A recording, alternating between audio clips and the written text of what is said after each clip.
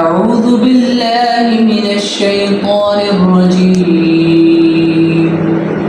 بسم الله الرحمن الرحيم فإذا جاءت الطامة الكبرى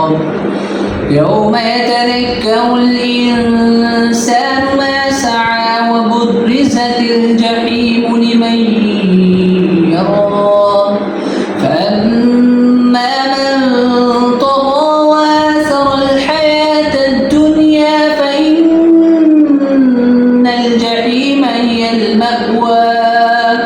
وأما من خاف مقام ربه ونهى النفس عن الهوى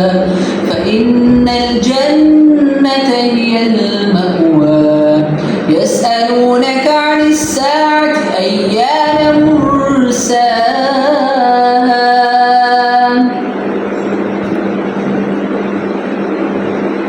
فيما أنت من ذكراها إلى ربك منتهاها إنما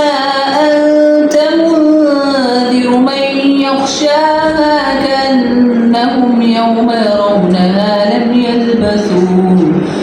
يلبثوا إلا عشية أو ضحاها